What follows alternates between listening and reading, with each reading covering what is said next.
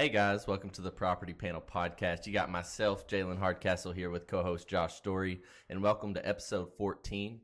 And today we're going to be doing a little bit different of a podcast. We're actually going to be doing a yearly analysis and kind of showing you market trends over the last 5 years, because I think a lot of people think that we've seen the best we've seen in real estate, and it's only going to be downhill from here. But as I've told many people before, once it all started, it's only going to continue to go up. But before we get started in that, what do you think our title and weekly sponsors, Josh? I'd like to thank our title sponsors for this podcast. Big thanks to Collier Title Company. If you need deed prep, title work, closings, and more, they're located in Brandenburg, E-Town, and Louisville. You can call them at 270-763-6589. And I'd like to give a big shout out to Chad Gooden at Supreme Lending. If you have any lending questions or if you're trying to get approved FHA, VA, conventional, and more, you can find them off of North Mulberry Street in E-Town. And then for this week's sponsor, I'd like to thank T&J Construction. They do roofing, guttering, and construction, and they've been in business since 2009 in Meade County. You can reach them at 270-668-2806. Yeah, thank you for that monthly sponsorship option. They're obviously this week's sponsor, but they did do a full month, so we appreciate them.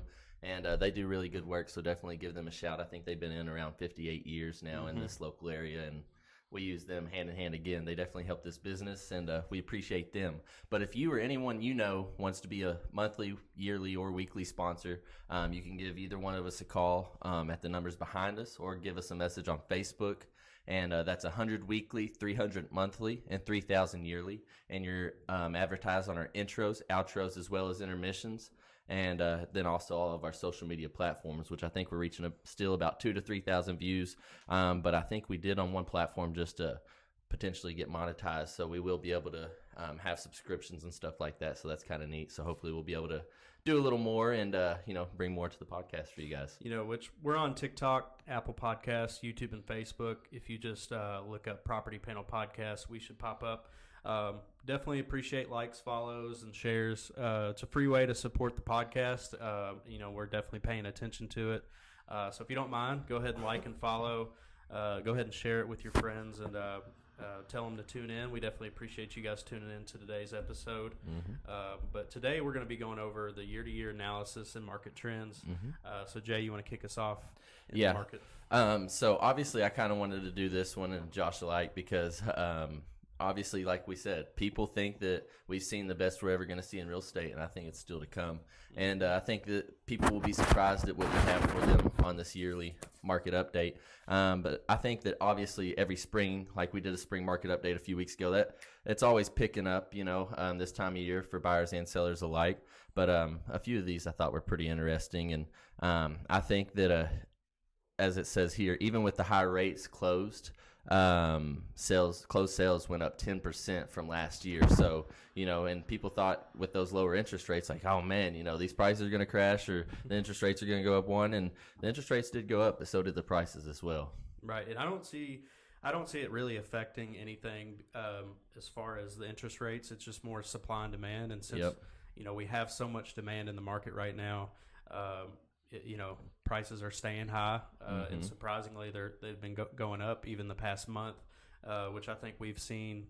What is it, a 3 to 4% jump in just a month, which is the highest we've seen in over a year. And that might be due to the time, like he said, springtime is usually when we see these prices jump as they lead into the summer. So it's kind of expected for that, but then I think a lot of people, they was also in that time, like 21 and 22, after we seen that huge increase, people were like, oh, you're not going to continue to see that listing trend. Prices over asking, or, offers over list price. And even in this statistic, 20% of homes are still selling over list price. And obviously, like we talked about in a few episodes, I like to list at market value. And obviously, if you list at market value, it becomes, that supply and demand. And that's where I think that a lot of people are getting those over asking prices, because you're still getting multiple offer situations if priced correctly, because you're getting that traffic in that home. Right. Yeah. The supply is so low that, when a house is listed at a good price, you're going to see multiple offer situations sometimes. And that really just drives up the price over asking, like we've seen in these statistics. And it's funny whenever people are like, I want to list it 20, 30 grand over list price. And I'm like, well, if we listed or over comp price, and I'm like, if we listed at market value, you would probably get that 10, 20 that you want over that. But since we're listing 20, 30 grand over it, you're going to have to come down in 6 months. And, obviously the market can change in 6 months. So who knows what your house is going to do then. Right. Obviously, like we said, interest versus inflation. I think that even though interest rates are going up, so are the prices of homes. And we haven't seen a decline. And I don't see it stopping anytime soon. It's funny how that works. If you list higher than what you should at the market value, you'll get less attention. Yeah. But if you list it lower, you'll probably end up driving that price up anyway. Mm-hmm. Exactly. So definitely get you a good realtor. Give us a call just to get the right list price. It definitely matters when you're kicking it off. And if you go above list price, expect to potentially have to drop that to get more attention. Yep. Because and then that stays on market too. Yeah, because it stays on market, kind of tarnishes it. And then people might be scared of it if they see it sitting. Right. And then back to the 20% over, list price still selling right now. We've actually did like a U.S. national average. And over in the West, it's up 20% from last year, which is the most across the nation. Then in the South, it's coming in second at 16.5% increase. So obviously in the Western and Southern parts of the United States, we're seeing more of an increase. But even more than that, I think a cool statistic that I seen was 25% of home buyers right now are first-time home buyers, which is actually down 3% of what we were at this time last year. So, them people that have bought homes time and time again know that it's a good time to sell, where those first-time home buyers are getting a little scared because of those interest rates. But like we say, you need to date that rate and marry the house, because eventually you can refinance. And I kind of see that 25% firsthand. I feel like about 25% of my clients are first-time home buyers, and they're getting those FHA loans, which, always recommend if that's something you need, like if you need help with that down payment. So I definitely see that in the market here at least.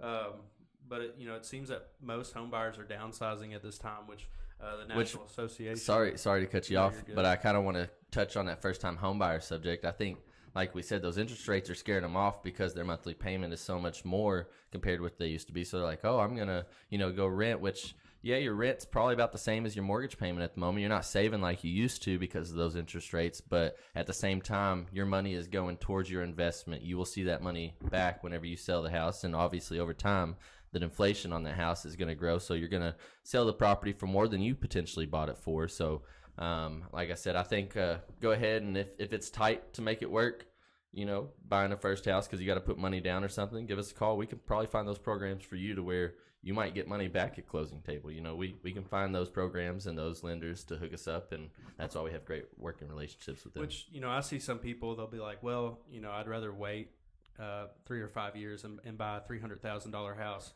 versus buying the $125,000 house. But, I'm sure you agree with me. You could probably buy that $125,000 house now, and build up that equity and still be able to purchase that. It's gonna be on the same timeline, and I agree with you wholeheartedly. To Josh's point, and that property that you bought for $125,000 now that you can afford, even though you want that $300,000 house, you're like, oh, I'm going to save up. Really, the working man is not going to be able to save up, but 10-20% more without your mortgage, and at that same time, your property value is probably raising at about 10%, per couple years. So I think that maybe not 10%. It depends on the area, but still, I mean, within the last few years, we've seen exponential growth. So who's to say it ain't going to grow 10%? Even if it doesn't, like if you're renting during that time period, all that money, you're not seeing that come back to you. So if anything, I feel like it's almost like a savings account. So, when you do go to decide to sell, you should have some cash in the pocket. Which is going to lead you to the next step of if you want to upsize and buy a bigger home. Yep. Which, speaking of that, seems like more people right now are trying to downsize.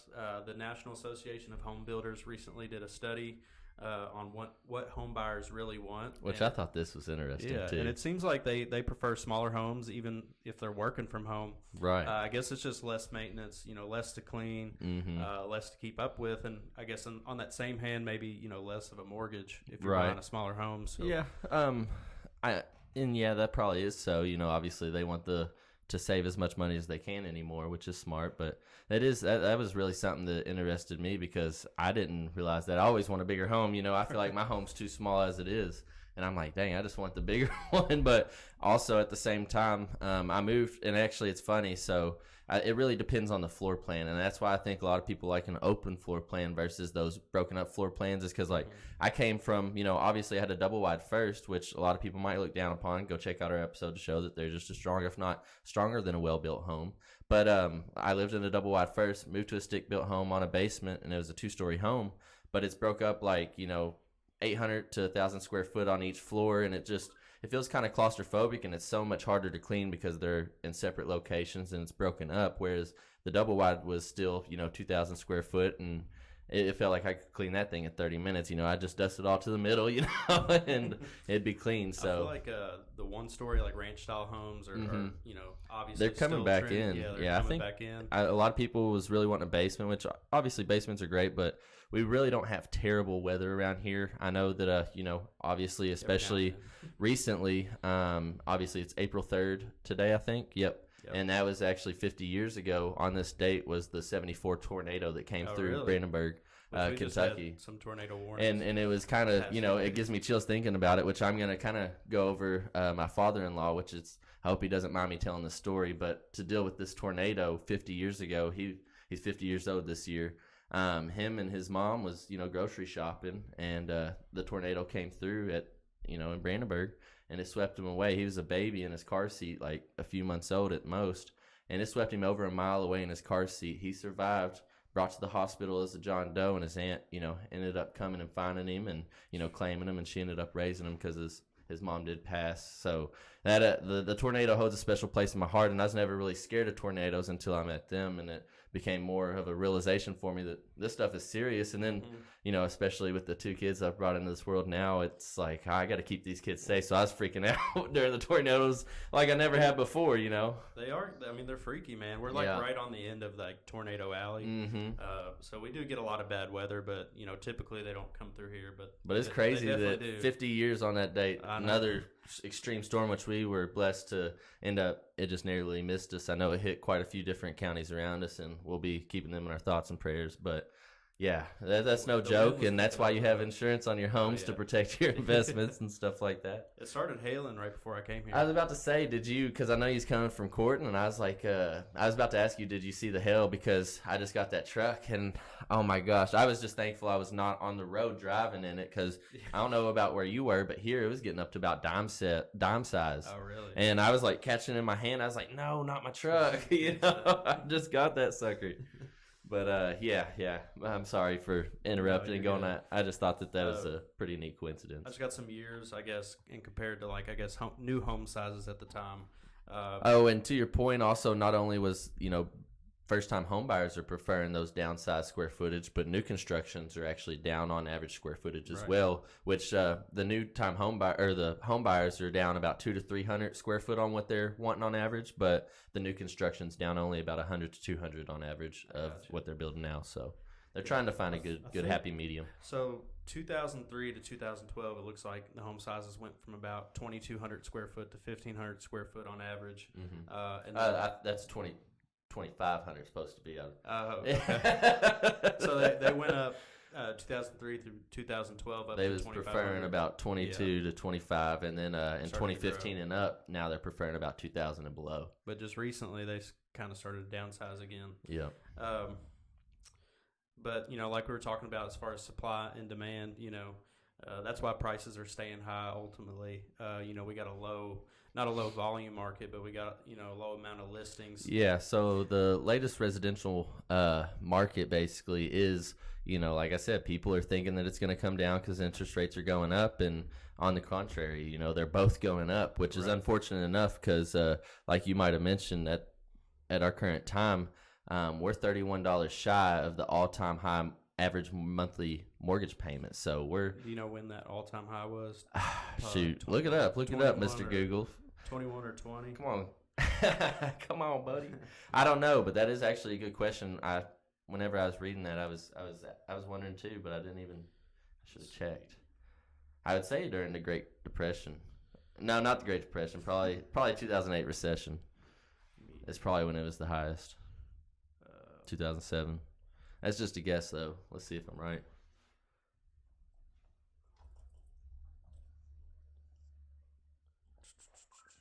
What did it say?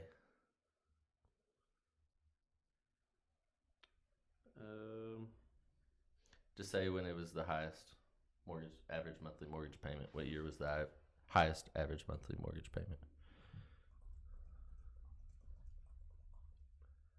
Oh, and it might bring up a total so we know exactly. I'd say it's around 2,200 average right now across the U.S.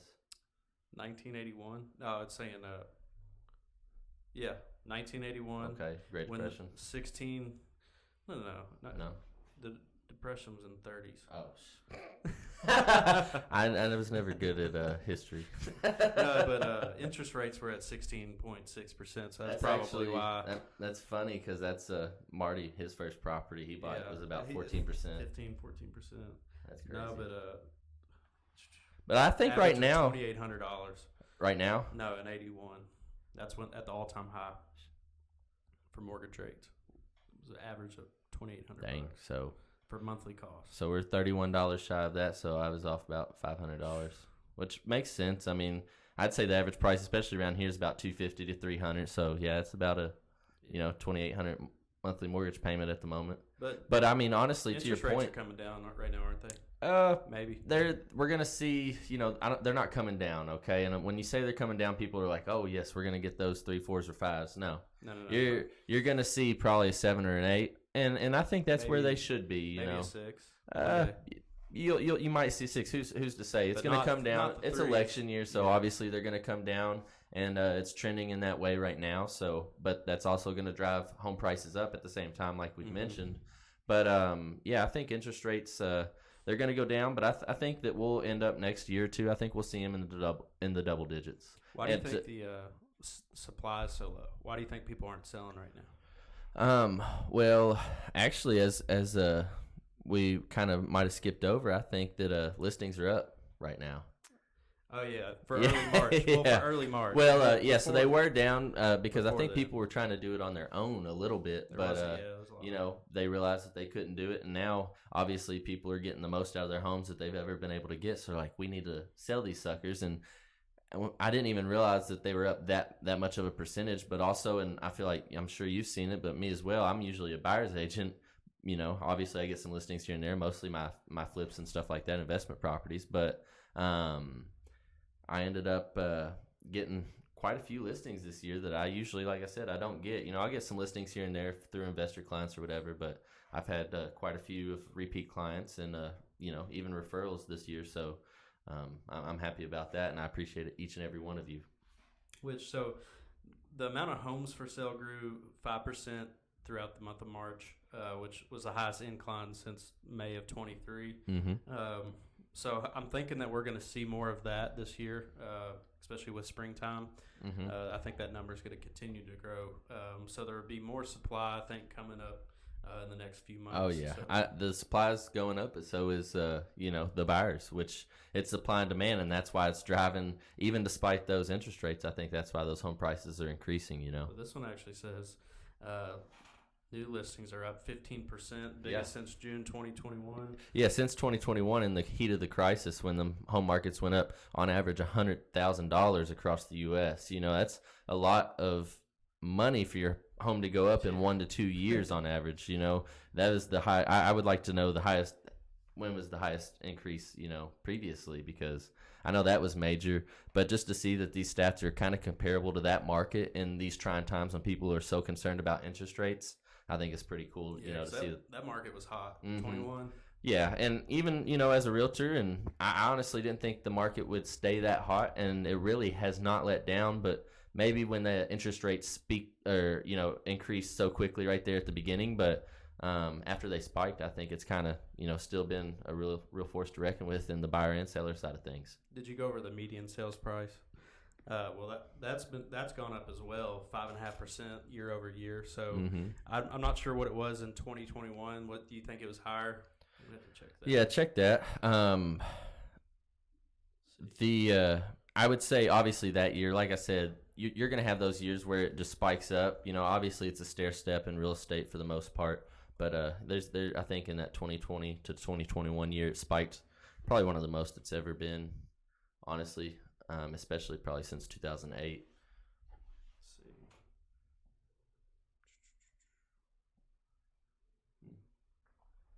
of stats. All kinds of stats. All kinds of information.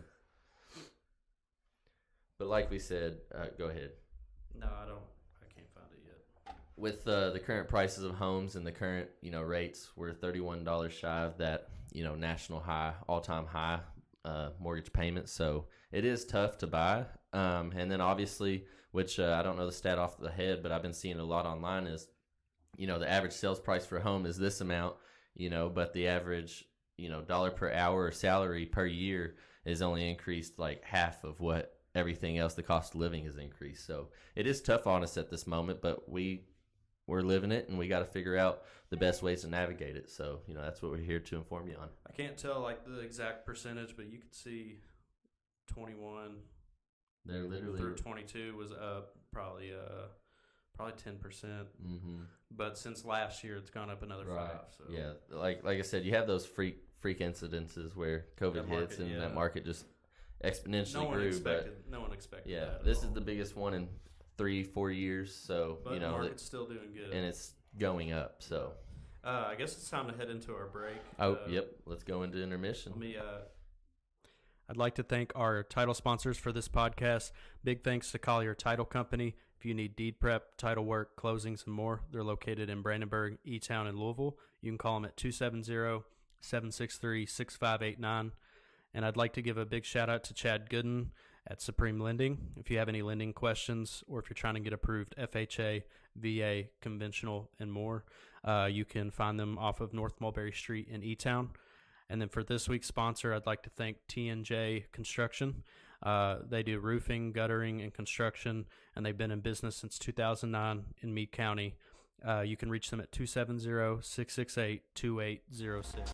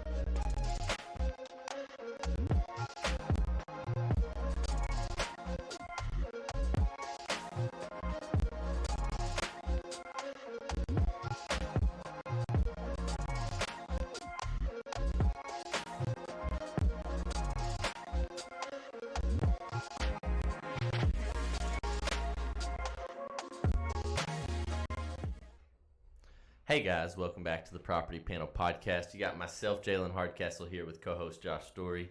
We appreciate you guys for staying tuned with us on this Friday evening. And I guess obviously we went over the market trends, but now we want to kind of jump over to the social media side of things, since that's kind of what we've been trying to, study up on for our podcast, but also for our business, and getting that outreach, and branding ourselves as best we can. I think no matter what platform you're posting on, or even websites for that matter, hashtags or keywords, as I like to call them, Mm-hmm. they really help your posts no matter, what field of business you're in, or if you're just in entertainment.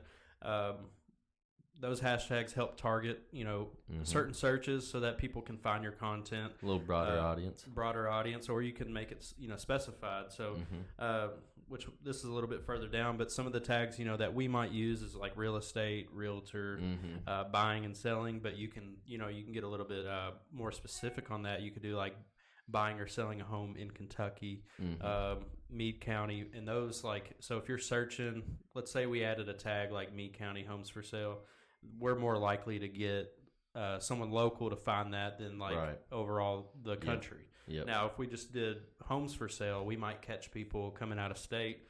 But, keywords are a really good way, whether it's social media posts or if it's on the website, to basically target those searches and help you get more traction and more visibility. Social media is super important, and those hashtags are big. And, to Josh's point, we want to actually do another giveaway. We're getting actually shirts made from Apes Country Village in town, which I think they'll be a monthly sponsor, or a future sponsor for us on this podcast. But we're going to do a giveaway, 3 shirts included. And all you have to do is reshare this video along with our next week's video when we go live, and hashtag on Facebook Property Panel Podcast. We want to get the Property Panel Podcast hashtag out there and start, getting that trending a little bit to help it, broaden our outreach as well. Right. And there's always more work for us to do. And, part of that is that social media part of it. So there's definitely some improvements we can be making, and we're going to start making as far as, keywords and, keeping those shorts going, which, there's a lot of apps for that really help us with with doing these shorts. I love these apps they make nowadays. I know, too. Especially with like AI coming around, and it really They've helped helps us. Yeah, especially on TikTok. I know you are a tech wizard, and all of our graphics Josh makes by himself. We don't hire no one to do that, which he's really knowledgeable on the computer. He builds websites and stuff like that. So if you're looking for one, obviously give him a reach. But obviously I think that's why we mix really well together, is because we both bring different opportunities to the table, and we're both respectable to each other and are able to bounce ideas off each other. So I think that obviously I think that's why this podcast is growing and why we grow as realtors and investors. Obviously we've started investing with each other outside of just real estate. Now we're doing a podcast. We got a few different endeavors that we're going into. So I like you as a business partner, and obviously a podcast partner. We got good strengths that complement each other. I've been doing websites since 2017, and luckily I'm still able to do them now, kind of as a side business. But right. I do like doing them. You got to have 5 means of income to become a millionaire. But I will say, I think my best website I've ever made, in since 2017, probably Cedar Hill Properties website. Yep. So and what's that at? CedarHillTeam.com. Yes, sir. Yeah, go check it out. It's one of the best websites I made. It's kind of like a little Zillow. It does look good, and it's easy to use.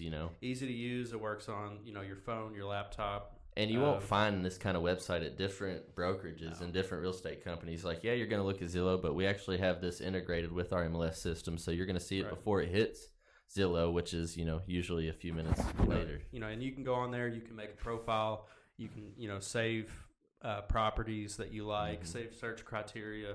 There's loan calculators. There's places where you can get approved. You can directly message us to look at a house. It's a one-stop shop for real estate, and that was my goal with that website. You pulled it off well. They just need to go there. They don't really need to bounce around, because it should have every listing that Zillow does, at least in Kentucky. So if not more, but. Yeah, that's just part of the social media aspect of just advertising and marketing. Web design kind of falls into that.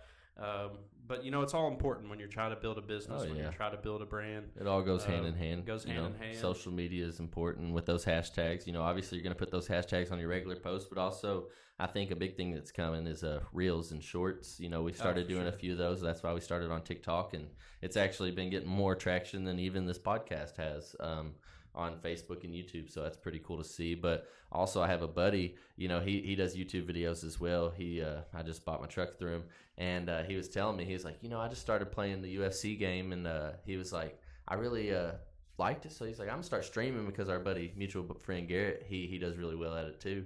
And he's like, I was getting like 5-10 views every video. He's like, I put a short on there. He said, I got 1,500 views off that thing. And I was like, yeah, the short attention span. And, people don't want to watch an hour-long podcast. They want to see these 15-minute snippets, 200 times to see the hour-long podcast, because their attention span just doesn't grasp, watching this whole thing. And honestly, I think, the younger it goes, the shorter the attention span. So now you got like TikToks, they're But there's a study that I've actually seen. So like back in the day when we was younger, watching cartoons, they would like cut scene every 6 to 9 seconds, and then to keep you entertained. And nowadays it's only like a 3 to 5 second window to keep these kids entertained. So they're constantly trying to get them on a shorter attention span for whatever reason, and it's working. So But if that's what's working, we got to adjust with the times, and that's Right. why we're trying to bring you those shorts that are produced with what we use as Opus right now. It's an AI generated website that we can plug in this video into,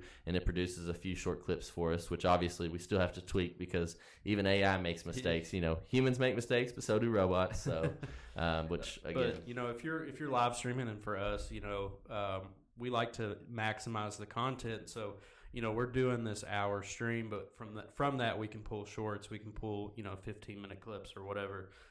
So really, you're able to hit 5 platforms with one piece of content. So we record this stream, and then we can break it off into all these aspects. I think that's kind of maximizing our time, and to your point, beneficial. Maximizing your time. Like, obviously, if you want to get a hot listing on the market, obviously we're going to go and edit those pictures. We're going to do all this and that, but these AI websites and these apps, you can literally put, I think, like CapCut, Splice, and VideoPad.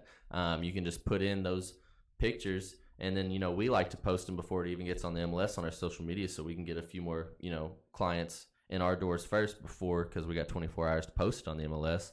So you can literally put them pictures or those videos in there. It's going to create clips for you, and you can blast that on your social media so you can get ahead of the game.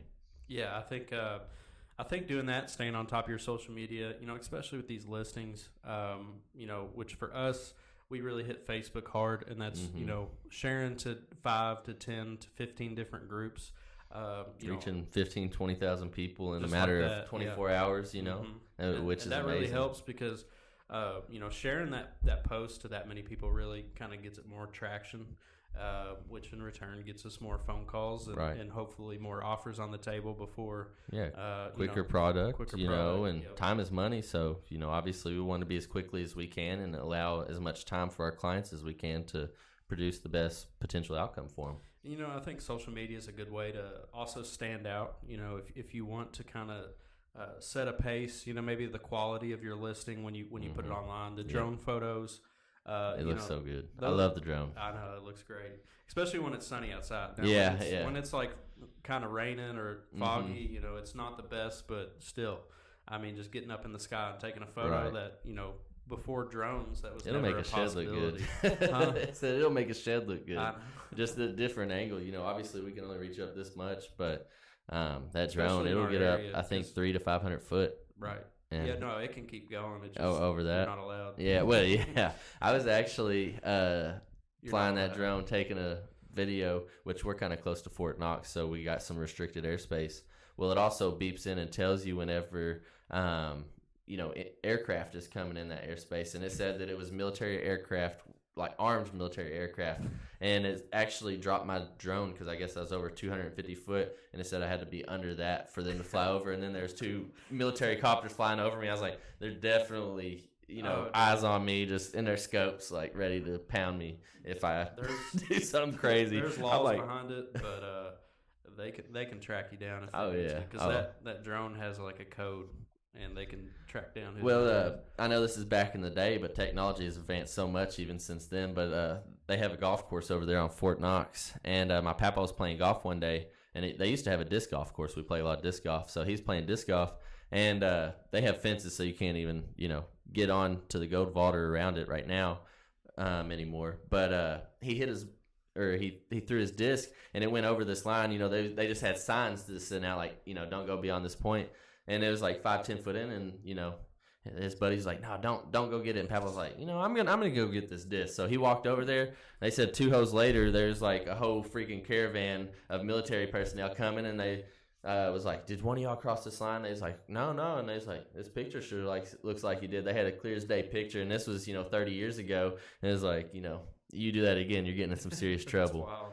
So I don't know if it's true or false, but that stuck with me because right. I played ball golf or disc golf over there once, and I was scared to death. Yeah, everyone's like, let's go play ball golf over there. I'm like, y'all have fun. I'm not going on a Fort Knox. No, I believe it. I mean, they have like 3 layers of fence just for the gold vault. Right. But I've heard that there's not even gold in there. Yeah, I mean, why would you tell everybody? Maybe, I don't know. Hey, if there is don't come to this gold One vault. cool thing I heard about that though, which I think we should do an episode on the gold vault, which we actually might get canceled if we do that, so we maybe not want to. But because I've heard that thing will fill up in under a minute. The whole thing just floods. with water. I've heard there's not even gold in there. Well, yeah, I've heard that too. I've heard but there's pharmaceutical stuff in there. no telling.